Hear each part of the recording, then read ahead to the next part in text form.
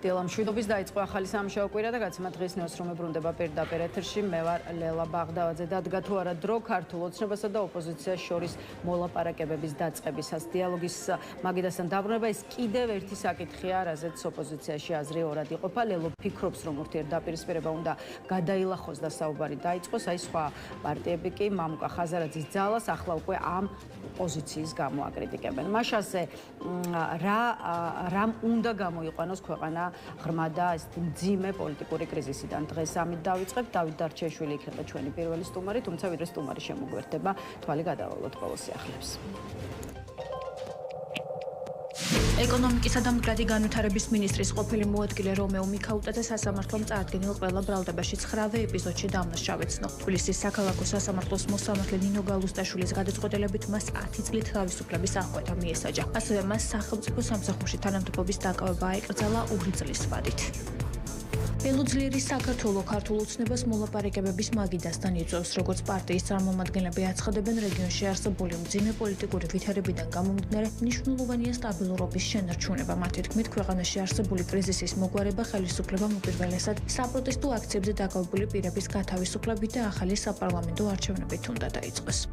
ქვემო ქართლის პოლიციის დეპარტამენტის მარნეულის რაიონული სამმართველოს თანამშრომლებმა წინასწარი შეცნობით არასრულწლოვნის მიმართ ოჯახში ჩადენილი ძალადობის ბრალდებით 2005 წელს დაბადებული ქალი დააკავეს. გამოძიებით დაადგინდა, რომ ბრალდებული 2020-2024 წელს დაბადებულ შვილებზე სისტემატურად ძალადობდა. სამართალდამცავებმა ბათუმში დიდი და განსაკუთრებით დიდი ოდენობით ფსიქოტროპული ნივთიერების უკანონო შეძენას შენახვის ბრალდებით თურქეთის რესპუბლიკის 2 მოქალაქე დააკავეს. ბრალდებულების პირადი და საცხოვრებელი ბინის შრეკის შედეგად ამოღებულია დიდი ოდენობით ფსიქოტროპული ნივთიერება პრეგაბალინი.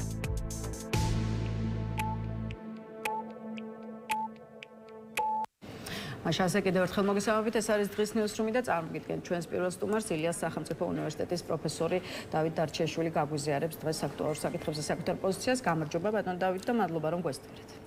მადლობა მოწვევისთვის, გამარჯობა. ბატონ დავით, აი მოდით დღეს არა ქართულ ოცნებაზე, არამედ ოპოზიციაზე საუბრით დავიწყოთ და პირველ რიგში ლელოს პოზიცია, რომელიც მიიჩნევს, რომ დადგა დრო ქართულ ოცნებასა და ოპოზიციურ სპექტრს შორის მოლაპარაკებების დაწყებისა. მამუკა ხაზარაძის და ბადრი ჯაფარიძის პოლიტიკური ძალა ფიქრობს, რომ აუცილებელია გადაილახოს ურთიერთდაპირისპირების, ურთიერთგანადგურების დამანგრეველი ლოგიკა და დაიწყოს პასუხისმგებლიანი პოლიტიკური მოლაპარაკებები პოლიტიკურ ძალებს შორის. აი რა სიტყვით, გუშინ გამართული ბრიფინგიდან მოყოლებული შეიძლება ითქვას, რომ ლელოს საკმაოდ მწვავე კრიტიკის ქვეშაა და განსაკუთრებით ოპოზიციური ძალების მხრიდან და მისი მისამართით ისმის ისეთი მძიმე ეპითეტიც კი, როგორიც არის მოღალატე. აი თქვენ როგორ უყურებთ ლელოს პოზიციას, რამდენად სამართლიანი შეიძლება იყოს მისთვის მოღალატის ძახილი, მაშინ როცა პარტია ამბობს, რომ მოლაპარაკებები უნდა გაიხსნას ახალი თავისუფალი და სამართლიანი საპარლამენტო არჩევნების გამართვის საკითხზე. იცით რაშია საქმე, ეს ტერმინი მოღალატე ხო ერთ-ერთი ყველაზე ხშირად ნახმარი ტერმინია ქართულ პოლიტიკაშიც და ლიტერატურაშიც. საერთოდ აი ქართული დისკურსის წითელი ხაზი არის მოღალატე. მე ვიტყოდი ასეთ რამეს, რომ და უფრო მიადვილდება ამაზე საუბარი, როცა უშუალოდ პოლიტიკაში აღარ ვარ და ამით აკადემიური, ასე ვთქვათ, თავისუფლებით სარგებლობ ამ ვითარებაში. იცით რა, ქართულ პოლიტიკას მუდმივად აკლია ნიუანსურობა, აი ნახევრად ფერები და აი კონფლიქტების გადაწყვეტის საგანში, აი კონფლიქტოლოგიას რო ეძახიან, არის განსხვავება მოლაპარაკებასა და დიალოგს შორის. ეს სხვადასხვა რამეა და ამ ნიუანსების განსხვავებაზე მაქვს ხედველობაში, როცა ვლაპარაკობ, რომ ეს ქართული პოლიტიკა არის ძალიან ხისტი, შავი და თეთრი, ან ჰეროიკული, ან ესე ვთქვათ, ცინიკური და აბსოლუტისტურ მოუთმენელი. ანუ ეს ფერები საჭიროა. ხო, რა თქმა უნდა, მე არ ვიძახი, რომ ესე იგი ყველა ნიუანსში ლელოს განცხადება არის რაღაცა, ასე ვთქვათ, დიპლომატიის მწვერვალი, არა. იმიტომ რომ ის რომ ურთიერთდამანგრეველი ლოგიკა უნდა გადაილახოს, ამაში ვეთანხმები. ეხლა თუ ამის მერე მოსდევს საუბარი იმას, რომ ეხლა მოდი მაგიდასთან დავსხდეთ, მაშინ ჩდება, რა თქმა უნდა, ბევრი კითხვები, რომ ვიზზეა ლაპარაკი. ხელისუფლება ამის სურვილს არ ავლენს. ოპოზიციის დიდ ნაწილსაც უფრო ძლიერს ვიდრე ლელოა ეს არ უნდა. ესე იგი მაშინ აი მხოლოდ ლელო დაჯდება მაგიდასთან და შეიძლება ვიღაცა სამადლოდ ხელისუფლებიდან გამოაგზავნონ. ანუ ეს კითხვები ლეგიტიმურია ასევე, მაგრამ თავისთავად რომ დაპირისპირებული მხარეების წარმომადგენლები რაღაცა ტიპის დიალოგს უნდა ეძებდნენ, ამის ალტერნატივას მე უბრალოდ ვერ ვხედავ. ეს როგორ იქნება, რა ვითარებაში იქნება, ეს ცალკე ესე იგი შარლ მიშელი რო ანეკდოტად იქცა, ესეც არ არის სწორი. შარლ მიშელს არაფერი დაუშავებია, კეთილი სურვილების მეტი სხვა არ ქონია, მაგრამ ნუ პროცესი საბოლოოდ მარცხი დამთავრდა რიგი და რიგი მიზეზების გამო, მაგრამ ეს არ ნიშნავს, რომ სადღაც რომელიღაცა ვიზიტის დროს იგივე უცხოელების თანდასწრებით, თქვათ რომელიმე ნიკოლოზ სამხარაძე და მეორე მხრიდან ვიღაცა არ შეხვდნენ ერთმანეთს და თვალი-თვალში არ გაუყარონ და რაღაცებზე არ ისაუბრონ. საბოლოო ჯამში შექმნილი ვითარება ყველას უქმნის რისკებს. პირველ რიგში ხელისუფლება, საბოლოო ჯამში ხელისუფლებაა ყოველთვის პასუხისმგებელი, როცა პოლიტიკური პროცესები არასწორი გზით მიდის, მაგრამ ნუ ხელისუფლებას ამის გააზრებაში უნდა დაეხმარო, ასე ვთქვათ. აი, ქართული ოცნების პოზიციას მინდა შევეხოთ, როცა საქმე ეხება იმას, რა შემთხვევაში დაჯდება თვითონ მმართველი პარტია ოპოზიციასთან დიალოგის მაგიდასთან. ოპოზიციამ ჯერ უნდა აღიაროს ქართული ოცნების ლეგიტიმაცია და ქართული ხალხის მიერ არჩეული ხელისუფლების იურისდიქცია საქართველოს ტერიტორიაზე და მერე ყველაფერზე შეიძლება ლაპარაკო. ეს არის თავად მმართველი პარტიის პოზიცია და უშუალოდ პრემიერ-მინისტრის ირაკლი კობახიძის განცხადება გავაცანი გუშინ თუ გუშინ წინ გააკეთა მან ამის თაობაზე განცხადება ახლა მაყურებლებს. აი, რამდენად შეიძლება ლელოს პოზიცია შეფასდეს იმდაგვარად ისევ ასე ვთქვათ ლელოს კონტექსტს რომ დავუბრუნდეთ, რომ აი ამ პოლიტიკური ძალის მიერ გარკვეულწილად მაინც ხდება ქართული ოცნებისთვის ლეგიტიმურობის მინიჭება. ნუ ხა თავისთავად სწორედ ასე ხედავს, აი კიდევ ერთხელ სწორედ ასე ხედავს ლელოს ამ პოზიციას ცალკეული ოპოზიცია და მის უკან ბიძინა ივანიშვილი რო შეუვალი ხისტი, ასე ვთქვათ, პოზიციით გამოირჩევიან ყოველთვის, ამაში ახალი არაფერია. საქმეც ისაა, რაღაც ფორმატების მონახვა ცადონ რომ ილაპარაკონ არა ამ პოზიციებზე და წინაპირობებზე, არამედ ინტერესებზე, ხო? აი ეს არის კონფლიქტოლოგიური ლოგიკა, თუ ამას ოდესმე გაიაზრებენ და მოახერხებენ, რომ აი ვის რა ინტერესი და საჭიროებები აქვს. როგორც პიროვნული, ისე როგორ ესმის ქვეყნის ინტერესი. ხო და ასეთი საუბრების დაწყებით შესაძლოა საბოლოო ჯამში გამოინახოს რაღაც გზები, როგორ შეიცვალოს პოზიციები, როგორ სხვანაირად ფორმულირდეს, რომ არც ერთმა მხარემ თავისი სახე საბოლოოდ არ დაკარგოს. ხო, სხვანაირად ახლა შედეგიანი მოლაპარაკებები წარმოუდგენელია, თუ ერთი მხარე მეორე მხარის სახის, მორალის, ღირსების და საბოლოო ჯამში ფიზიკური და პოლიტიკური განადგურების სურველია, ნუ მაშინ პროცესი არ შედგება. მაშინ იქნება, ნუ ან ერთმა მხარემ მეორე უნდა გათელოს და ამ პირიქით და აქამდე ესე ვიყავით სულ, ხო? არის რაღაც სხვა ალტერნატივა, არის შესაძლებლობა, რომ იმ ძიმე ვითარებაში, რაშიც ქვეყანა აღმოჩნდა, პოლიტიკურმა კლასმა რაღაც რეფორმატირება მოახდინოს და დაიწყოს სხვა ენით ლაპარაკი. ყოველ შემთხვევაში ძალიან ძნელი იქნება, მაგრამ ნუ მე მგონია, რომ ამის მცდელობა არავის არანაირ წინასწარ ვალდებულებებს არ აკისრებს. ძნელი იქნება, თუმცა რამდენად შეუძლებელი და ჯამში ეს თემა რომ შევაჯამოთ, იმიტომ რომ ბევრი სხვა აქტუალური საკითხიც იქცევს ყურადღებას. დღეის მდგომარეობით, რასაც ვხედავთ, არის ის, რომ პარტიების, ოპოზიციური პარტიების უმეტესობა ქართულ ოცნებასთან დიალოგის მაგიდასთან დასაბრუნებლად ასახელებს ორ წინაპირობას, ეს არის პროტესტის ფარგლებში დაპატიმრებული ადამიანების გათავისუფლება და ახალი არჩევნების დანიშვნა.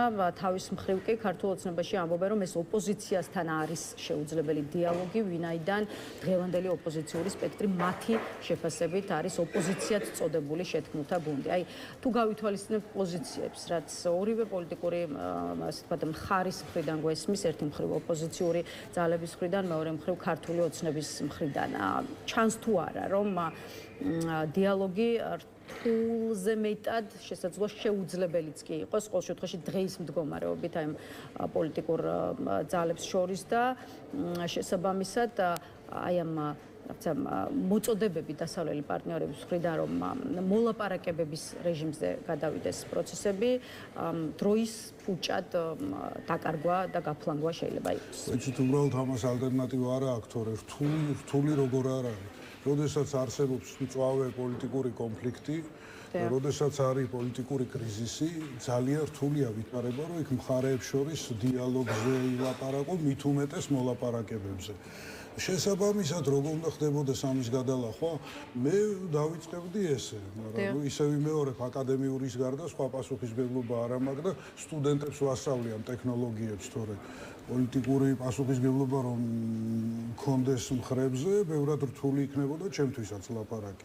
ხო, აი საიდან და როგორ დაიწყებდით? სუფთა ფურცლიდან თუ აქ უნდა იყოს არა, სუფთა ფურცლიდან არა, ჯერჯერობით ვისურვებდი, რომ ვიღაცა სადღაც შეხვედროდა ისეთი ადამიანები, ვინც უკანაც პოლიტიკური წონაა და შეთანხმდებოდნენ თუნდაც იმაზე, რომ არსებობს პოლიტიკური კრიზისი ქვეყანაში. ხო? მე მგონია ეს მიღწევადია. აი როცა ამაზე თანხმდები, მე უკვე შეიძლება ლაპარაკი იმაზე, კარგი და რა ვქნათ, პოლიტიკური კრიზისი ხო ცუდია იტყვის ორივე მხარე, რა ვქნათ, როგორ მოვიქცეთ და იქ დაიწყება ისევ პოზიციების დადება. ამ პოზიციებს რო დადებენ, ამის მერე სასაუბროა იმაზე, რომ იცი რა, ამ პოზიციას რომ იყენებ, შენ ხო რაღაც ინტერესი გაქვს, ხო? თავისთავად ეს ჰაერიდან ხო არ მოვიდა ეს პოზიცია, რა ინტერესი გაქვს, იქნებ სხვანაირად კმაყოფილდება ეს შენი ინტერესი და ასე შემდეგ. ამას სჭირდება კაი ფასილიტაცია. ვიღაცა თქვა ტრენერი უნდა ამ ადამიანებს და ასე შემდეგ. იმიტომ რომ ძალიან მნიშვნელოვანი არის პროტესტი, ძალიან უმნიშვნელოვანესია პოლიტიკურ პროცესში თავგანწირვა.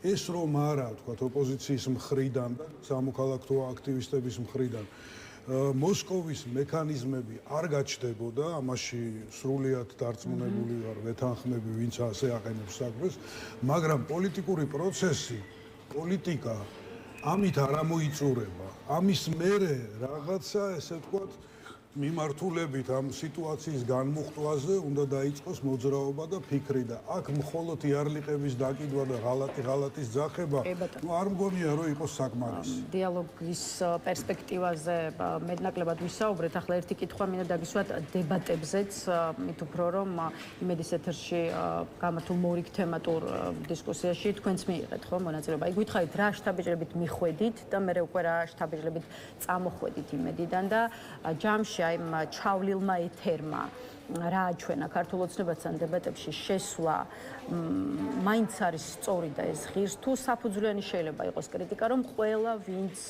აი ამ თემატურ დისკუსიებში ქართულ ოცნებასთან დაჯდება ნებსით თუ უნებლიეთ მონაწილეობას იღებს ქართული ოცნების პოლიტიკურ თამაშებში. იცით რა, ჩემს უკან რო რაიმე პოლიტიკური ორგანიზაცია ყოფილიყო, ალბათ მეც არ გადავდგავდი ამ ნაბიჯს, იმიტომ რომ სხვა პასუხისმგებლობაა და საკუთარი განცხადებები, პოზიციები, რა თქმა უნდა, გარკვეულ, ესე ვთქვათ, ბარიერებს გიქმნის, მაგრამ მე თავისუფალი ადამიანი ვარ.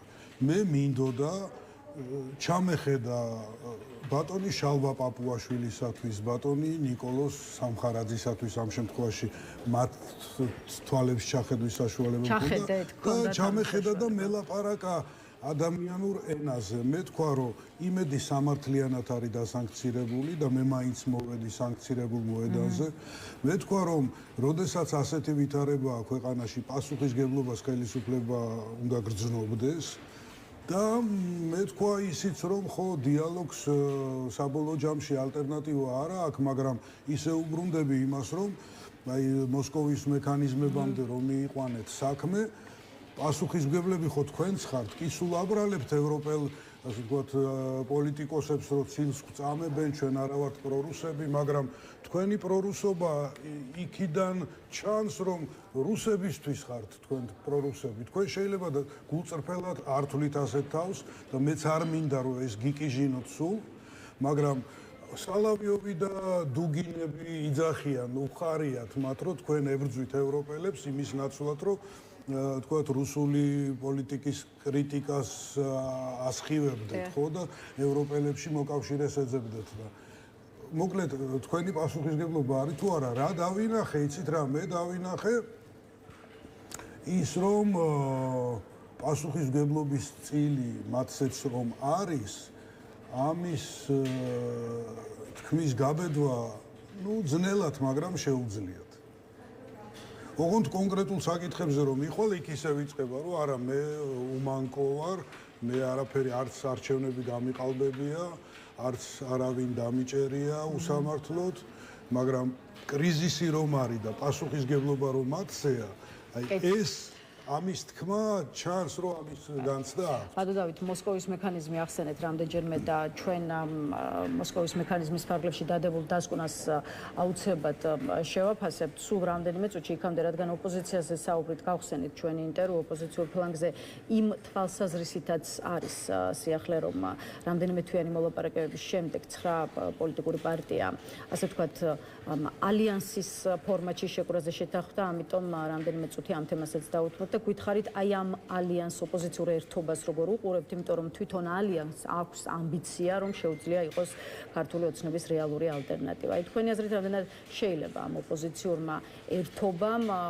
ქვეყანაში ბიძგი მისცეს ისეთ საზოგადოებრივ პოლიტიკურ რაღაცა პროტესტს, წინააღმდეგობის პროცესს, რაც საბოლოო ჯამში ხელისუფლების შეცვლით დაგვირგვინდება. სტრალა თავისთავად კრიზისულ ვითარებაში პოლიტიკური სპექტრის გამსხვილება კარგია, სწორია, ლოგიკური მგონია, ეფექტის მომტანი მგონია, ამის უკან შემდგომ უნდა იყოს ძალიან ისეთი ქმედითი სტრატეგიისა და ტაქტიკის შემუშავება. სადაც თავისი ადგილი ექნება ხის პოზიციონირებასაც და დიალოგის ელემენტებსაც. როგორ მოახერხებს ამას ალიანსი ჯერ არ ვიცი, მაგრამ თავისთავად მისი წარმოშობა სწორი არის, ვინც ეს გადაწყვეტილება მიიღო, მათი გადაწყვეტილება აბსოლუტურად მისაღები და გასაგებია ჩემთვის. 24 წელს მე ვთვლიდი, რომ არჩევნებში სასურველი იყო ზეპარტიული დროშით სისტემის წინააღმდეგ მთელი ოპოზიციის ერთიანი საკით წარსდგენა, მაგრამ არ მოხდა ეს, სხვა ვითარებაა. და ასევე მეთქმის, რომ შეიძლება, ვთქვათ, სხვა რომელიღაც პოლიტიკური ძალა მაინც თავის გზას ამ შემთხვევაში ლელოს სახით, ხო, თავის გზას ეძებდეს. ჯერჯერობით ვითარება ასეთია. არჩევნებისათვის რა ვითარება შეიქმნება და იქ ისე ვთქვათ, ვიფიქრებ მე პირადად, რომ ერთიანი ზეპარტიული სიაჯობია პარტიებად დაშლას თუ ასეთ შეიძლება და ისეთ შეიძლება თუ საერთოდაც დაშლილად ყოფნა ჯობია, ეს უკვე ვითარებამ უნდა დაგვანახოს. კეთილ ბატონ დავით, რაც შეეხება მოსკოვის მექანიზმს, იმოდით გაგვიზიარეთ ამ ანგარიშზე თქვენი შეფასება, თქვენც რამდენად ფიქრობთ, რომ ეს არის, ასე ვთქვათ, მძიმე პოლიტიკური განაჩენი ქართული ოცნებისთვის, ისე როგორც საინტერესოა, რასაც ჩვენებს თვითონ მმართველი პარტიის რეაქცია, მაგალითად რიგი პოლიტიკოსი ფიქრობს, რომ ეუთოს მოსკოვის მექანიზმზე ხელისუფლების წარმომადგენლების პასუხები კიდევ უფრო შემაშფოთებელი და შემაშინებელია, რადგან გააზრებული არ აქვთ რა უბედურებაში შეიყვანეს საკუთარი თავიც და ქვეყანაც. აი თქვენ თუ რჩებათ შტაბ-ეჭრება, რომ ოცნებას არ აქვს გააზრებული რას ამბობს და რას აკეთებს და რომ რავი სურათიც მივიღეთ, ეს არის რეალურად მათი გაუაზრებელი, ესე ვთქვათ, ჩვენი პოლიტიკური სისტემა ისეთია, რომ მთავარი საკითხი სრულებით ქვეყნისათვის დამაზიანებლად არის როგორად და რა აქვს გააზრებული ერთ ადამიანს, ვიძინა ივანიშვილს, ხო? აი ეს გადამწყვეტი არის და ეს ჩვენი ქვეყნისათვის თავისთავად ისეთი სისტემური დამღაა, რომელსაც ადვილად უკვე სხვა პოლიტიკური ძალის მმართველობის დროსაც ვერ მოვიცილებთ. ანუ ჩვენ ქვეყნის იმიჯი შევქმნით უკვე ისეთი, რომ როგორც ჩანს, ამ ქვეყნის დემოკრატიული პოტენციალის შესახებ ჩვენი წარმოდგენები მსოფლიოში გადაჭარბებული იყო. აი ესეთი განცდა აქვთ მე მგონია ევროპელებსაც, ამერიკელებსაც და სხვებსაც. და ეს დიდი დარტყმა არის ჩვენი ეროვნული ინტერესებისათვის, მაგრამ ნუ ესეთი არის მოცემულობა, რას ფიქრობს თვითონ ივანიშვილი. როგორ აცნობიერებს იგი? რას ეუბნებიან მრჩეველები, იმიტომ რომ ხო თვითონ ხო არ არის საერთაშორისო სამართლის სპეციალისტი, ხო? ვიღაცამ რაღაცა უნდა ურჩიოს და იმანაც მოусმინოს. ვითარება მართლა საგანგაშოა, ეხლა მსოფლიო თანამეგობრობამ უკვე შექმნა ისეთი ტექსტი, რომელიც არ არის მხოლოდ პოლიტიკური, არ არის მხოლოდ სარეკომენდაციო, არამედ არის მექანიზმი, რომ საქმე მიდიოდეს დამატებით სანქციებამდე და სისხლის სამართლის საქმეების აღძვრამდეც კი საქართველოს ხელისუფლების წარმომადგენელთა წინააღმდეგ. ეს ვითარება ძალიან მძიმეა. შეიძლება ამაზე თქვათ აი როგორ გიგოთ რას ფიქრობს პერსონალურად ბიძინა ივანიშვილი იმ სურათზე რაც ქვეყანაშია შექმნილი და თუ ჩანს კონტურები რომ ის ღელავს და მეტიც შეშინებულია იმით რაც მის გარშემოხდება მამუკა კაციტაძეს უსმენდი მან თქვა რომ თავისთავად ბიძინა ივანიშვილის გამოჩენა ქართული ოცნების პოლიტსაბჭოზე ცოტა ხნის წინ იმის ნიშანია რომ იგი ნერვიულობს ხო და არისო ჭორები და ნუ საქართველოს ჭორების ქვეყანაა და არცაც საბოლოო ჯამში არაფერი არ იმალება რომ ძალიან შფოთავს და ჩხუბობს შექმნილი ვითარების გამო ხო ესეთი მოცემულობა არის მაგრამ ამ ჩხუბიდან საით წავა თქვათ ჩაიკეტება როგორც პუტინის რეჟიმია ჩაკეტილი და არადარდებს საერთაშორისო დონეზე რა გადაწყვეტილები მიიღება თუ მაინც იფიქრებს რომ საქართველოს არანაირად არ აქვს იმის ფუფუნების საშუალება და უფლება რომ იოცნებოს იმაზე რომ აი საერთოდ არ მაინტერესებს ევროპული სამართალი ევროპა წყალსაც წაუღია მე აგერ არ ვიცი შავ ფულს გავაკეთებ რუსებთან ერთად ან დუბაიდან შემოვიდან ფულს არ არის ეგეთი ვიტარება მედიაში გავრცელებული ცნობით აი მოსკოვის მექანიზმის ანგარიშთან დაკავშირებით ბიძინა ივანიშვილმა ირაკლი კობახიძე შეკვეთილში დაიბარა მაგალითად ნინო ჯანგირაშვილი წერს სოციალურ ქსელში რომ კობახიძეს დავალებული აქვს გამოასწოროს სიტუაცია უთოს ანგარიშთან მიმართებაში აი რა რესურსი აქვს თქვენი აზრით ვითარების გამოსწორების პრემიერ-მინისტრს რომელიც როგორც შორიდან ჩანს დღეს მდგომარეობით ივანიშვილის ყველაზე ესეთი ნდობით აღჭურვილი პირია და აი ამ პირებს შორის ნომერ პირველია. ცოტა იმ ჰიპოთეტურ დიალოგში რომელზეც თავიდან საუბრობდით კობახიძე ივანიშვილის აი ამ ტანდემმა უნდა გააცნობიეროს რომ სათქმელია რომ ვითარება არის მძიმე. სათქმელია ეს უნდა გააგონო მეორე მხარეს რომ ხო გეთანხმები რომ ვითარება მძიმეა. ეს პირველი ნაბიჯი რაც უნდა გადაიდროს. მერე უკვე ამის აღიარება რას შეცვლის? ამის აღიარება შეცვლის იმას, რომ მეტი მზაობა იქნება, მეტი გაგება იქნება ოპოზიციონერების მხრიდან, ოპოზიციის მხრიდან, სამოქალაქო საზოგადოების მხრიდან, რომ ხელისუფლება შფოთავს და ესე იგი გამოსავალს ეძებს და ხელისუფლების მხრიდან იქნება სწორედ მზაობის ჩვენება, მეტნაკლებად ირიბად მაინც, რომ ხო იცი რა ხან მძიმეა, ესე იგი ჩემთვისაც მძიმეა და რაღაცა უნდა დავთმო. და აი მერე უკვე სალაპარაკოა იმაზე დათმო და რა იქ თელი ჩამონათვალია ხო 20-ზე მეტია მე მგონი პუნქტი თუ არ მეშლება ახლა ბოლოს რეკომენდაცია 192 გვერდიანია თვითონ ანგარიში და არის 1-2 ათეული რეკომენდაცია ხო და იქ არის საუბარი პოლიტპატიმრებზეც იქ არის საუბარი ბოლოს აი უნივერსიტეტის წინააღმდეგ გადადგმულ ნაბიჯებზეც იქ არის საუბარი პოლიტიკურ ოპონენტებთან ნორმალური ურთიერთობის რაღაცა ასე ვთქვათ ფორმულების დანერგვაზეც და სასამართლოზე და წამებასთან გათანაბრებული ქცევისათვის აი მომიტიგეების მიმართ ხო პასუხისმგებლობებზეც ეხლა აქეთ რა მიმართებით როგორ ამოირჩევს მეორე მხარე როგორ უფრო გაუადვილდება და როგორ ივლის ამ გზაზე რომ ამ რეკომენდაციებს ადეკვატურად უპასუხოს, ხო? ეს მართლა ტაქტიკის საქმე შეიძლება იყოს, მაგრამ ნუ ამ მიმართულებით რო არის ასიარულო, ეხლა ეს თუ არ გამოჩნდა, ნუ მაშინ იკვეთება, რომ საბოლოოდ ბეტონდება ავტორიტარული რეჟიმი, რომელიც უნდა დაეყრდნოს შავ ფულს, იმიტომ რომ თეთრი ფული აღარ იარსებებს. და ეს ხო აშფოთებთ ეს ხო თლად ასე არ უნდათ ნუ მაშინ ისე უბრუნდებით იქ რომ რაღაცა ასე თქვა ნაბიჯებია გადასაგმელი კომპრომისების ბოლოსკენ გავდივართ და ვიდრე დაგემშვიდობებით კიდევ ერთი თემა შევაფასოთ ცოტა განსხვავებული საკითხია რამდენიმე წუთის წინ დადგა განჩენი კორუფციის ბრალდებით დაპატიმრებული ქართული ოცნების ერთ-ერთი მაღალჩინოსნის ეკონომიკის მინისტრის ყოფილი მოადგილის რომეო მიქაუტაძის საქმეზე და ეს ამბავით შევაფასოთ მიქაუტაძეს 10 წლიანი პატიმრობა შეეფარდა ისე როგორც ჩამოერთვა ქონების მნიშვნელოვანი ნაწილი. აი თუ ადევნებდით თვალს მიქაუტაძის სასამართლო პროცესებს ისე როგორც სხვა ყოფილი მაღალჩინოსნების პროცესებს და აი რა შთაბეჭდილებას გიტოვებდათ აი ამ საქმეების განხილვა ისე როგორც კიდევ ერთხელ რამდენად შეგვიძლია ვთქვათ რომ ქართული ოცნების მიერ წამოწყებული პროცესით საბოლოო ჯამში სახელმწიფო სისტემა კორუფციისგან იწმინდება. იცით რა, რამდენიმე რამეს აჩვენებს ეს პროცესი ჩემთვის.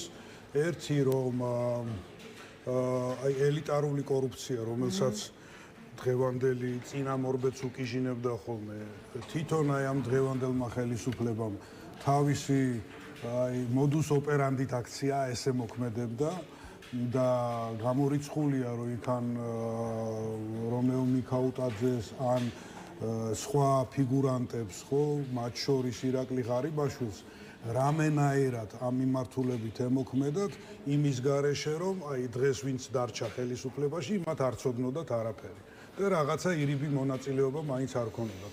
შესაბამისად მეორე დასკვნა ის არის რომ ხდება შიდა შურისძიებები ვიღაცის რატომღაც და ისევ პოლიტიკური პატიმრები გამოდიან ეს ადამიანები შესაძლოა დიდი ალბათობით მათ შეამჩნიეს არალოიალურობა საკუთარი თამაშის პოლიტიკური თამაშის სურვილი და ამიტომ მიაყენეს კედელთან. მეორე ამბავი არის რომ აი ამით ხელისუფლება ცდილობს შეიქმნას იმიჯი რამდენად უმწიკვლოა და თავისიანებს აჩვენოს რომ აი მე არავის არ ვაპატიებ კაპიკის მოპარვასაც კი. ვინ ხედავს საზოგადოება ზუსტად ასე იმ პროცესს რასაც რამდენიმე თვე ადრე. მე მგონი ვინც დღეს მათი მომხრეა ის ხედავს ერთადერთს რომ ის ჯება არა ფულის მოპარვა, არამედ არალოიალურობა. შეგამჩნიეს, რომ შენ პოლიტიკურად შეიძლება განსხვავებული აზრები გქონდეს, მაშინ მოკითხავენ ყველაფერზე პასუხს. სხვა შორის ახალი კანონები რო შემოიღეს, იგივე პოლიტიკური ლოგიკა არის, რაც საბჭოური ტრადიციიდან მოდის, რომ ეხლა რა თქმა უნდა ვერ გააკონტროლებენ 10,000-ობით ადამიანს თუ ვიღაცას რაღაცა ფული გადმოერიცხება, თუნდაც $100 ნათესავისგან თუ რომელიღაც კონფერენციაზე მოხსენების გამოსვლის დროს რაღაცა ბილეთის ფულის ანაზღაურება, ხო, ვერ გააკონტროლებენ ამას. მაგრამ ამ კანონით ისინი მშვენივრად ახერხებენ, რომ ყველა ყავდეთ წამოგებული ჩანგალზე, რომ შენ მერე გახვალ მიტინგზე, აი მაშინ ვნახავ ერთი სადმე რამე ფული ხო არ ქონდა გადმორიცხული. შენ რაღაცა პოსტს დაწერ, აი მაშინ შეგამოწმებ. ხო და ასეთ აი ამითი ისინი ნერგავენ, ну გარკვეულ კონსოლიდაციას თავის მომხრეებში, მაგრამ დაფუძნებულ შიშზე. და ლოიალურობის, აი უპირობო გრძნობის კულტივაციაზე, რომ სიტყვა წამოგცდეს გადაბრუნებული, გვერდზე არ გაიხედო, თორე აგერ მოგაჭრი თავს. მაგრამ ამ ვითარება მოიტანა მერე სწორედ აი ეს მოსკოვის მექანიზმი. მადლობა სტუმრობისთვის, თქვენი დროის დათმობისთვის, კითხვებზე პასუხებისთვის დავით დარჩიაშვილს დავამშვიდობებით. ახლა რეკლამის შემდეგ კიდევ ერთი სტუმარი გვერდება, ასე რომ დაგვართით.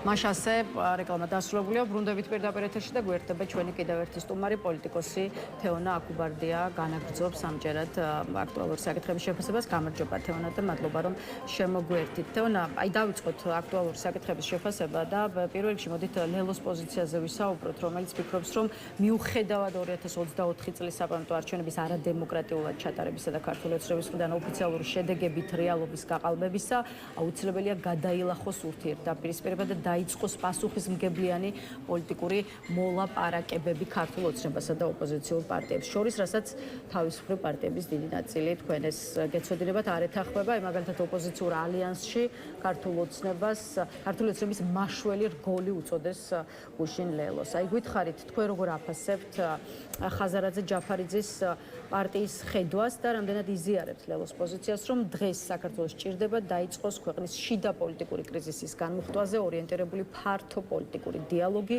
უკიდურესად პოლარიზებული საზოგადოების წარმომადგენელთა აქტიური ჩართულობით. კი ბატონო, დავიწყოთ იმით, რომ სურვილი ნამდვილად კეთილშობილურია, რომ ქვეყანაში განიმუხტოს კრიზისი და ქვეყანა დაბრუნდეს დემოკრატიის რელსებზე, თუმცა მე ვფიქრობ არ არის რეალისტური და გეტყვით რატომ.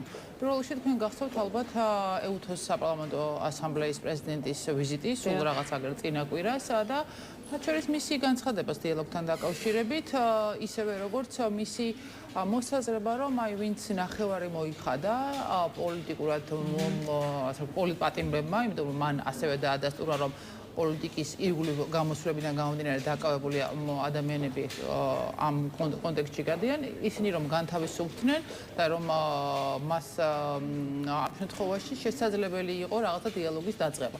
მით უფრო მაშინ, როდესაც მან ასევე მზიამაღლობელის მონახულება ზე გააკეთა განცხადება ყველა ქართული ოსტების ლიდერთან და კატეგორიული უარი მიიღო. შესაბამისად, ჩვენ ერთის მხრივ ვნახეთ ეს წინა ისტორია და მეორე მხრივ ვნახეთ ირაკლი ყობახიძის განცხადება, რომ გარდა იმ ძველი რიტორიკისა, რაც ოპოზიციასთან მიმართებაში მას ახასიათებს, თუ მას არ აღიარებენ, არც არავის არ დაელაპარაკებენ.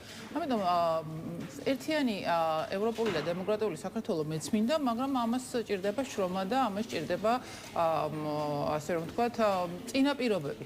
და ამ ეტაპზე მე წინაპირობებს ვერ ვხედავ, მით უფრო მაშინ, როდესაც EUTHOS მოსკოვის მექანიზმის შესრულებასთან დაკავშირებით პოზიცია არის აუცილებელი და არა მხოლოდ პოზიცია, არამედ მისი შესრულება წინააღმდეგ შემთხვევაში ქართული ოცნება კიდევ უფრო მძიმე დღეში იქნება პერსონალურად, ისევე როგორც მისი უზენაესი ლიდერი ივანიშვილი ჰააგის განსაჯერის სკამზე, რასაც ჩვენ ვხედავთ და მე ვისურვებდი სიმართლე გითხრათ, რომ გარკვეულწილად უფრო მკაფიო ჩანდეს თეორიულად ამ დიალოგის შესაძლებლობა. თუ პოლიტპატიმრებს გაათავისუფლებდა ქართული ოცნება, თუ იტყოდა რომ აი მოსკოვის EUTHOS მექანიზმებს ასრულებს, მოლაპარაკებების საგანი უნდა იყოს შეთანხმება ახალი თავისუფალი და სამართლიანი არჩევნების. თავისუფალი სამართლიანი არჩევნებთან დაკავშირებით მე მაგალითად კითხვა მაქვს ლელა. თუ თავისუფალი არჩევნებისთვის არაცხოვმაში რაშია პრობლემა და რატომ ასეთი სიმწვავე არ გააკეთებს ამას ერთის მხრივ ქართული ოცნება, ჩვენ ძალიან კარგად ვიცით რომ არ გააკეთებს და მეორე მხრივ თავისუფალი სამართლიანი არჩევნების წინაპირობები უნდა იყოს, ანუ ის მოსკოვის მექანიზმის რეკომენდაცია 46 რაც იყო და მათ შორის არჩევნებით იწყება, ხო, ეს ანგარიში. ყველა კანონი უნდა შეიცვალოს იმისთვის, რომ თავისუფალი და სამართლიანი არჩევნების შესაძლებლობა გაშთეს ქვეყანაში და ამიტომ მე ვისურვებდი სიმართლე გითხრათ, რომ ისევ ეს ურთიერთ გაყოფილი პოზიციით არ იყოს პოზიციონირება და იყოს გარკვეულწილად შეთანხმებულად, რასაც ადგილი არ ქონდა და მეც სიმართლე გითხრათ გამიჭირდება რომ გითხრათ რომ კონკრეტულად დავინახე ამ განცხადებიდან გზა რეალისტური გზა გარდა იმ სურვილისა რომ ერთიანი და ევროპული ქვეყანა გქონდეს და ამიტომ რა თქმა უნდა დიალოგი აუცილებლად მოხდება, თუმცა იქამდე ქართულ ოცნებას მოუწევს პოლიტპატიმრების გათავისუფლება, მათ შორის იმ რეკომენდაციების შესრულება EUTHOS მხრიდან, რაც იმის ქვეყანას დემოკრატიის რელსებზე დაბრუნების წინაპირობას შეუქმნის და თავისუფალი არჩევნების წინაპირობას და ეს აუცილებლად გარდაუვალია, თუმცა მე არ მგონია რომ დღეს აი ამ ვითარებაში ეს იყოს შესაძლებელი, მით უფრო უპირობოდ. როდესაც ვხედავთ რომ იქით მხარე ირაკლი ყობახიძის სახით პირობას აყენებს რომ თუ არ აღიარებენ, არც არავის არ დაუჯდება სალაპარაკოდ და ალბათ საინტერესო იქნება ლელოს პოზიცია, რას აპირებენ ამ წინაპირობაზე, აპირებენ ირაკლი ყობახიძის აღიარებას, პრემიერად და შემდგომ აპირებენ დაჯდომას მოლაპარაკების მაგიდასთან, თუ მის გარეშე. ძალიან ბევრი პასუხგაუცემელი კითხვა გააჩინა ამ განცხადებამ, მიუხედავად იმისა, რომ რა თქმა უნდა საბოლოო ჯამში პოლიტიკური დიალოგის გარეშე კრიზისიდან გამოსვლა ვერ მოხდება, მაგრამ ქართულ ოცნებამ უნდა დაინახოს, რომ მის ქმედებებს მოყვება მისი პასუხები და პასუხები არ მხოლოდ ქართველი ხალხისგან, არამედ საერთაშორისო საზოგადოებიდან და იქნება ეს ჰააგის სასამართლო, იქნება ეს სტრასბურგის სასამართლო, იქნება მათ შორის სხვა გაეროს თუ პერსონალური სანქციები, ეს ყველაფერი გარდაუვალია და მათ საბოლოო ჯამში მოუწევთ გარკვეულ დათმობებზე წასვლა, მაგრამ ისინი დღეს როგორც ვხედავთ არ არიან მზად ამ დათმობების განხორციელების, ამიტომ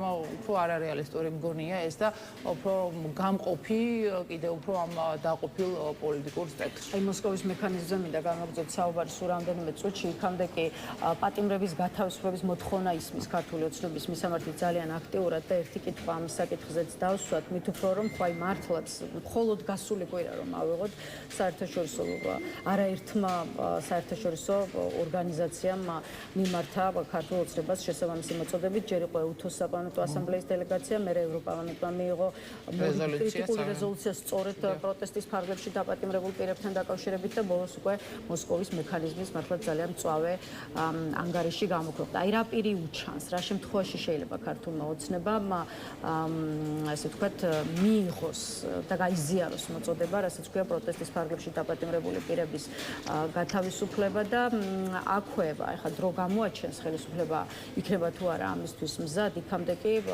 რასაც ხედავთ უბრალოდ რაც მოვისმინეთ ეუთოს საპარლამენტო ასამბლეის პრეზიდენტის მხრიდან იყო ის რომ მათ ჰქონდათ საპატიმროებში იმ პირების მონახულების ესე ვთქვათ სურვილი და უარი უთხრეს განსაკუთრებით მზია ამაღლობელის სასახარულის პრემია განცხადებით დააყენეს ირაკლი კობახიძესთანაც, შალვა პაპუაშვილთანაც, შინაგან საქმეთა მინისტრისგანაც, თუმცა ყველა მათგანისგან მიიღეს უარი. აი რა ახსნა შეიძლება ქონდეს მეორე მხრივ უკვე იმ დამოკიდებულებას და პოლიტიკას, რაც დაპატიმრებული მომიტინგეების მიმართ აქვს ქართულ ოცნებას. პირველ რიგში მზია ამაღლობელი არის სახე დღეს ავტორიტარიზმის და მათ შორის იმ განსაკუთრებული სისასტიკის, რომელიც პირველად საქართველოს დამოუკიდებლობის ისტორიაში ჟურნალისტ ქალს შეეხო და ევროკავშირის პრიზიც სწორედ ამის დასტური იყო. ამიტომ უარი მის მონახულებაზე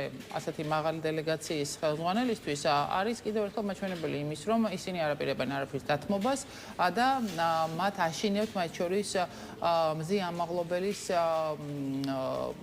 შეფასება ამ შემთხვევაში როგორც პოლიტპატიმრის, რასაც ჩვენ ვხედავთ როგორც ევროკავშირის, ასევე მათ შორის სხვა მნიშვნელოვანი ორგანიზაციების მხრიდან და ახლა უკვე ამ წამებასთან გათანაბრებული ქმედებები, რომელსაც ახორციელებს მოსკოვის ანგარიშის თანახმად ქართული ოცნება. შესაბამისად, ეს არის ჯიში და მეორე მხრივ ეს არის ძალის დემონსტრირება და მაშინ, როდესაც ძალის დემონსტრირება ბევრად უფრო მეტია, ვიდრე პრაგმატული პოლიტიკა, მათ ხშირად ახასიათებთ ხოლმე საუბარი იმაზე, რომ პრაგმატულ პოლიტიკას აწარმოებენ და ეს აღარ არის პრაგმატული პოლიტიკა, ეს არის გზა არსაით და თვით დაზიანების გზით სვლა. შესაბამისად, გარდაუვალია მათზე პასუხისმგებლობის დაწესება და ისინი ამას ვეღარ გაექცევიან, უბრალოდ ახლა ისინი ეცდებიან დროის მოგებას და ტაქტიკაში ამ დროის გაწელვას, სხვა არაფერი და ამ ვითარებაში, რა თქმა უნდა, პოლიტპატიმრების გათავისუფლების მზაობა არ არსებობს. მე მახსენდება ადამიანურად ლელა უმძიმესი იყო ის კადრი, როდესაც პატიმრების დედები თოვლში მთელი დღე დააყენეს ყაველაშვილის შეწყალების მოლოდინში და ეს მოლოდინი სწორედ მათ შექმნეს და შემდგომ ღამის 12 საათის მერე გაიგო ამ ხალხმა, რომ არანაირი შეწყალება მათ არ შეეხებოდა, მიუხედავად იმისა, რომ მოთხოვნა შეწყალების მათი მხრიდან არ ყოფილა. ამიტომ მათ ამის გაკეთება შეეძლოთ, მათ შორის საშობაოდაც და ეს დაცინვას და განსაკუთრებული სისასტიკის ჩვენებაც დედებთან მიმართებაში სწორედ ამ სისასტიკეს აჩვენებს და მეორე მხრივ არაადამიანურ მოპყრობას და დამოკიდებულებას და არ ფიქრობ, რომ ისინი ეხლა მზად არიან პოლიტპატიმრობის გათავისუფლებისკენ, სალამ ისინი ბოლომდე არ მიიღებენ იმ ფასს, რაც უნდა დაუჯდეთ მათ აი ამ არაადამიანურ მოპყრობის გამო. თეონა, რაც შეეხება მოსკოვის მექანიზმს, გადავიდეთ უკვე ამ ანგარიშის შეფასებაზე და აქვე შევხედოთ რას ამბობენ ამ დასკვნაზე ქართულ ოცნებაში და ამ საკითხზე მმართველი პარტიის რეაქციის გათვალისწინებითაც ვისაუბროთ. აი სახელმწიფო პარტიას რჩება შთაბეჭდება, რომ ანგარიში წინასწარ იქამდე დაიწერა, ვიდრე ეუთოს ექსპერტი საქართველოში ჩამოვიდა და რატომ ფიქრობს მმართველი პარტია ასე, ოცნებას აქაც მისი არგუმენტი აქვს, ხელისუფლებაში მიიჩნევა, რომ რამდენიმე დღით საქართველოში ყოფნა არ იყო საკმარისი დრო იმ მასშტაბის დასკვნის მოსამზადებლად, რაც საბოლოო ჯამში დაიწერა და მომზადდა. აი ყველას ყველაფერი და გაგეტყვით აუხსნათ მაყურებელს რატომ არ ეთქვილი.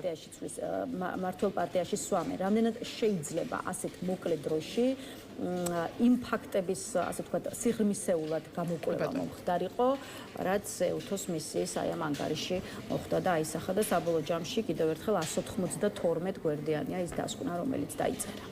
დავიწყოთ პირველი იმით, რომ ეუთოს მოსკოვის მექანიზმი არის ძალიან სწრაფი დროში და როდესაც მოხდება მისი ამოქმედება და ექსპერტს შეარჩევენ იმ სიიდან, რომელიც ეუთოს ექსპერტების შორის არის, შემდგომ არის ძალიან მოკლე ვადა იმისთვის, რომ ეს ანგარიში დროულად გამოქვეყნდეს და ზომები იქნას გატარებული დასაცავად ადამიანის უფლებების და მე გაგახსენებთ, რომ საქართველოც მათ შორის არის EUTHO-ს წევრი და მათ შორის მას აქვს ვალდებულება აღებული, რომ დაიცვას ფუნდამენტური უფლებების ქვეყანაში. თუ თქვენ ნახავთ პრაქტიკას ამ EUTHO-ს მოსკოვის მექანიზმზე, მათ შორის რუსეთზე და მათ შორის ლუკაშენკოსთან დაკავშირებით ანალოგიური ვადები იყო დაცული და საბოლოო ჯამში ლუკაშენკო აგერ ჰააგის კართან უკვე მისულია, იმიტომ რომ დაწყებულია ეს გამოძიება და კიდევ უფრო მარტივი იქნება სხვა შორის საქართველოსთან დაკავშირებით ამის გაკეთება, ვიდრე ეს იყო ლუკაშენკოს შემთხვევაში. ამიტომ ის რომ წინასწარ დაწერეს და შემდეგ ჩამოვიდეს, ეს არის ტყუილი, მით უფრო ამ ანგარიში მკაფიოდ არის მთელი ის პოზიცია, რომელიც ქართულმა ოცნებამ სხვადასხვა საკითხთან დაკავშირებით მიაწოდა და ეს ყველა შეუძლია ნახოს, ვისაც აქვს ინგლისური ენის ცოდნა და იმავდროულად მათ ისინი ახლა ქმნიან თავისუფლებას, რომ ერთის მხრივ ისევ Deep State და ისევ გლობალურ ომის პარტიას დაუკავშირონ ეს ანგარიში და მეორეს მხრივ წარმოაჩინონ მტრად მათ შორის ის ექსპერტი, რომელიც არის. ძალიან მარტივი იყო ამ EUTHO-ს მოსკოვის მექანიზმში არასამთავრობო ორგანიზაციების წინასწარი ანგარიში, რომელიც ამ ხნის მანძილზე ქვეყნდებოდა.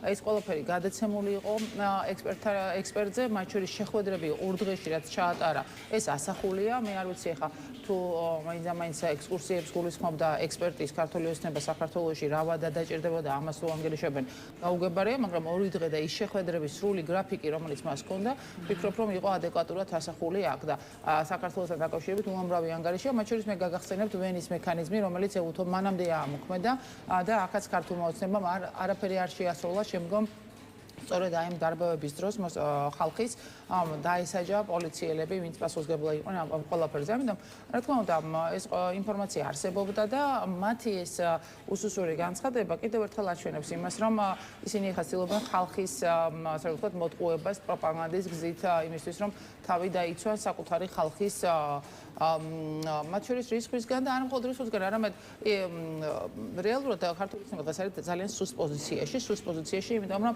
მათ ბრალი ედებათ განაჩენია ეს ანგარიში, არა მხოლოდ საქართველოს კანონმდებლობის დარღვევაში, არამედ საერთაშორისო კონვენციებში წამებასთან დაკავშირებით, ეს უკვე საერთაშორისო კონვენცია და იურისდიქცია, მათ შორის საერთაშორისო ვრცელდება საქართველოზე. შესაბამისად, ისინი პასუხისმგებლობას ვერ გაექცევიან, თუმცა მათ ჯერ კიდევ აქვს საშუალება, რომ 46 რეკომენდაცია, რომელიც არის ამ ანგარიში, შეასრულონ და გამოიყვანონ საკუთარი თავის და ქვეყანაც ამ პოლიტიკური კრიზისიდან. აი, რა ვფიქრობ, ქართული ოცნება და ამ კონტექსტში მორი კითხვას მედიაში გავრცელებული ინფორმაციის გათვალისწინებითაც დაგისვამთ ინფორმაციის იმის თაობაზე, რომ სწორედ მოსკოვის მექანიზმის ანგარიშის გამო ბიძინა ივანიშვილმა შეკვეთილში დაიბარა ირაკლი კობახიძე და შექმნილი ვითარების გამოსწორების დავალება მისცა, როგორც ამას იუწყება ქართული მედია. ახლა შეხვედრები ქართული ოცნების ლიდერშიპს შორის გასაკვირი არ არის, თუმცა ყურადღებას იწვევს და იქცევს ინფორმაციის ის ნაწილი, სადაც საუბარია, რომ აი ივანიშვილმა გასცა შექმნილი მდგომარეობის გამოსწორების დავალება. იმ განცხადებების გათვალისწინებით, რაც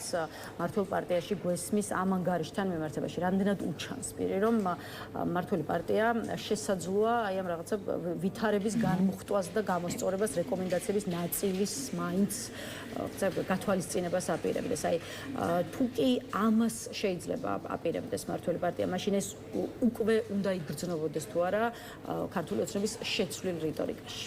მე ვფიქრობ, 14 წლის მანძილზე ბიძინა ივანიშვილის ტაქტიკა მეტნაკლებად ყოველთვის ცნობილია. ის ყოველთვის ტაქტიკურად ცდილობს თავის გადარჩენას, ტაქტიკურ უკანდახებას და შემდგომ იერიშს. აი ახლა რა შესაბამისად, ეხლაც იგივე სიზამს, მე ვფიქრობ, რომ მან დაინახა ლუკაშენკოს შემთხვევაში, როდესაც ეს ანგარიში საქართველოზე გამოქვეყნდა, უკვე ჰააგამ დაიწყო საქმე ლუკაშენკოზე და მას შეეშინდა, იმიტომ რომ ყველა აღიარებს, რომ არც ირაკლი კობახიძე და არც ვინმე სხვა არავინ არ არის თუ არა ბიძინა ივანიშვილი და ის რომ დეოლიგარქიზაცია აგერ რეკომენდაცია თქონდა ევროკავშირის, ესეც ამას მოწევს და ივანიშვილს პირდაპირ აქვს საფრთხე ჰააგის. შესაბამისად, ის ეცდება ახლა ტაქტიკურად დროის გაყვანას, რაღაც პატარა ბარტყების რაოდენობის გადაგდებას, თუმცა რა თქმა უნდა სრულად შესრულებას არა. ირაკლი კობახიძის განცხადებას, რომ აი ძიმე და წამება, რომელიც ჩვენ ნახეთ თბილისის ქუჩებში, ამაზე არ იქნება გამოძიება გახმაურებულ საქმეებზე და ისინი ესწრებიან ახლა ტაქტიკურ ქმედებას ისევ და ისევ ტაქტიკური უკანდახევით კიდევ უფრო მეტი უპირატესობის მისაღებად და ესა და ეს რესურსი უნდა ქონდეს ივანიშვილს და მე ნამდვილად ვისურვებდი რომ ბიძინა ივანიშვილს კომპრომისი ქვეყნისთვის ეხლა მაინც მოეხდინა და შეესრულებინა ეს რეკომენდაციები და ქვეყანა დაებრუნებინა დემოკრატიის რელსებზე, მაგრამ როგორც ჩანს მისი ეს შეთქმულების თეორიები და მათ შორის რუსეთზე დამოკიდებულება ამის შესაძლებლობას მას არ მისცემს, მიუხედავად იმისა, რომ ალბათ ყველას გვინდა რომ დამშვიდეს ქვეყანა და ქვეყანაში იყოს ევროპული კეთილდღეობა და მათ შორის ქვეყნის გაერთიანების ევროპული შესაძლებლობაც. დღეს საქართველოს საკითხს სხვა შორის ევროკავშირის საგარეო საქმეთა მინისტრებიც განეხილავენ და ერთი კითხვა ამ თემაზე დავსვათ, აი უკრაინაში ომი ახლავზეა ჭირვიანი პროცესები და ასეთი ხელი თემების ფონზე მსჯელობის საგანი იქნება ისიც, რაც ჩვენს ქვეყანაში ხდება. აი როგორ ფიქრობთ, რას იტყვიან დღეს ბრიუსელში ჩვენზე და აი განცხადებებზე კიდევ უფრო საინტერესოა, რა შეიძლება საბოლოო ჯამში ევროკავშირმა გააკეთოს იმისთვის, რომ აი თქვენ საქართველოს დემოკრატიულ რელსებზე დაბრუნება ახსენეთ, ხო? ამის მნიშვნელობა საქართველოს დაბრუნდეს დემოკრატიულ რელსებზე. ლელა, მე გაგახსენებთ ვაიმარის სამკუთხედის განცხადებას გერმანია, საფრანგეთი, პოლონეთი ჯერ და შემდგომ ეუთოს მოსკოვის მექანიზმის ანგარიშის გამოქვეყნების შემდგომ უკვე ასევე საფრანგეთის და გერმანიის განცხადებას.